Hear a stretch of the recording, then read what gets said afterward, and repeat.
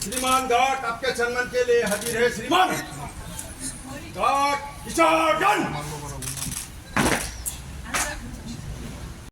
পদ্ম হাজৰিকা দেৱৰ লগত মই নামেৰিলৈ আহিছিলোঁ।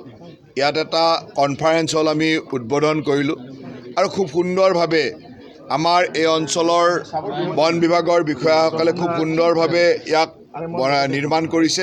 তাৰ লগে লগে ইয়াৰ লগত জীৱিকা নিৰ্বাহ কৰি থকা বা আমাৰ যিখিনি ফৰেষ্টৰ মানুহ আছে তেওঁলোকৰ লাইভলিহুডৰ লগত জড়িত কিছুমান সামগ্ৰী আমি দিলোঁ। বন কৰ্মীসকলে ফিল্ডত থাকোঁতে বা কেম্পত থাকোঁতে তেওঁলোকৰ সুবিধা হোৱাকৈ কিছু বস্তু আমি দিলোঁ আৰু ইয়ালৈ আহি আমি নামেৰিৰ গোটেই ব্যৱস্থাটো কি ধৰণে আগতে আছিল এতিয়া কিমান ডেভেলপ হৈছে, ফিউচাৰ প্লেন কি, আমি কেনেকৈ কৰিব বিচাৰিছোঁ বা কি ধৰণৰ প্ৰয়োজনীয়তা আছে, এই সকলো কথাখিনি আজি আমি বিস্তৃতভাৱে জানি ল'লোঁ।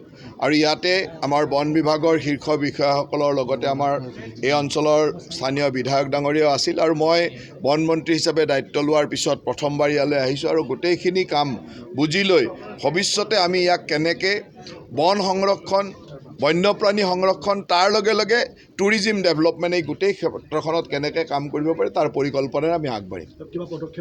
চাওক, এতিয়াতো মই আহি আজি প্ৰথম দিনাখন বুজি লৈছোঁ যে ইয়াত কি কি সম্ভাৱনা আছে, কি কি ইনফ্ৰাষ্ট্ৰাকচাৰ আছে, কোনখিনি ইনফ্ৰাষ্ট্ৰাকচাৰ আমাৰ প্ৰয়োজন আছে, কিমান ষ্টাফ আছে, কিমান ষ্টাফৰ প্ৰয়োজন আছে আৰু ইয়াত থকা ওচৰৰ বনগাঁওসমূহত বা ওচৰৰ ৰাইজৰ লগত ইয়াত কেনেকুৱা ধৰণৰ সমিল মিলৰ মাজেৰে কামসমূহ চলি আছে, লাইভলিহুডত আমি কিমান ছাপোৰ্ট কৰিব পাৰিছোঁ, এই গোটেই কথাখিনি বুজি লৈছোঁ। আৰু ইয়াৰ পিছত ইয়াৰ লগত সংযোজন কি কি হ'ব পাৰে সম্ভাৱনাখিনিও মই চাইছোঁ আৰু খুব কম দিনৰ ভিতৰত আমি ইয়াৰ ওপৰত আৰু পৰ্যালোচনা কৰিম। স্থানীয় বিধায়ক ডাঙৰীয়া এই অঞ্চলৰ অভিজ্ঞ ব্যক্তি এই কথাবিলাকৰ কাৰণে, আৰু আমি খুব সোনকালে বন্যপ্ৰাণী, বন আৰু লগত পৰ্যটন তিনিওটাৰে সমন্বয়েৰে কেনেকৈ আগবঢ়াব তাৰ পৰিকল্পনা কৰিম। কিন্তু দেখা পোৱা গৈছে যে শোণিতপুৰতো বহুত বনাঞ্চল, এতিয়া বিশেষকৈ আপুনি যদি এই গোটেই অঞ্চলটোত আজি মই গোটেই এৰিয়াটো চাইছোঁ, তাত বিভিন্ন অঞ্চল বনাঞ্চল ক্ষতি হৈছে বা বনাঞ্চল ইতিমধ্যে এনক্ৰ'চ হৈছে। কিছুমান ঠাইত আমাৰ ভৱিষ্যতে পৰিকল্পনা কৰিব পৰাত আছে আৰু কিছুমান ঠাইত এই পৰ্যায়লৈ গৈছে যে তাত কি কৰিম সেইটো এটা ডাঙৰ প্ৰশ্ন। গতিকে এই গোটেই কথাখিনি মই আজি জানি লৈছোঁ আৰু এইটো ঠিক যে অসমৰ বনাঞ্চলৰ এৰিয়া বৃদ্ধি কৰিবই লাগিব, নহ'লে কেতিয়াও আমি হাতী মানুহৰ সংঘাত বা বন্যপ্ৰাণীৰ লগত মানুহৰ সংঘাত এইবিলাক কেতিয়াও শেষ কৰিব নোৱাৰোঁ। আৰু সেইকাৰণে আমি কোনখিনিলৈকে কৰিব পাৰিম এই কথাখিনি এতিয়াতে কোৱা দিগদাৰ, কিন্তু আজি বুজি লৈ আমি লাহে লাহে, কাৰণ এই অঞ্চলত হাতী মানুহৰ সংঘাতৰ এটা ডাঙৰ সমস্যা আছে, ইয়াক আমি কিমানলৈকে নিলে আমি কৰিব পাৰিম এই কথাবিলাক পৰ্যালোচনা কৰিব লাগিব আৰু তাৰ পিছতে আমি সুন্দৰভাৱে তাৰ সিদ্ধান্ত ল'ব লাগিব।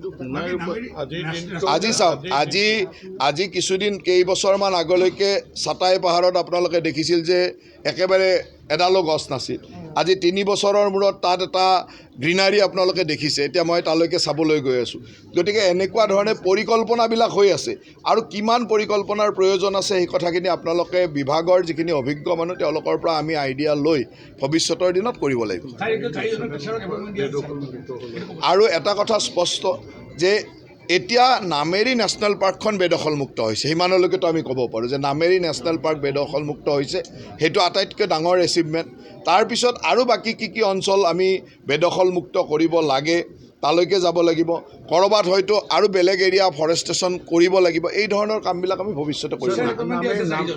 আজি আমাৰ ইয়াৰে যিখিনি ইক' টুৰিজিমৰ কাৰণে যিখিনি কাম আমাৰ ইয়াৰে বন বিভাগে কৰি আছে তাৰ ছাপৰ্টেৰে তাৰ পৰাই 4খন স্কুলত 4জন শিক্ষক তেখেতসকলে দিছে আৰু সেই শিক্ষককেইজনৰ নিযুক্তি আৰু স্থানীয় শিক্ষক সেই অঞ্চলৰ সেই কমিউনিটিৰে শিক্ষক তেখেতসকলৰ নিযুক্তি পত্ৰ মই দিছোঁ। তাৰ লগে লগে কিছু লাইভলিহুডক ছাপৰ্ট কৰিব পৰা কিছু ইকুইপমেণ্টছো দিছে, সেই গোটেইখিনি আজি আমি ইয়াতে প্ৰদান কৰিছোঁ।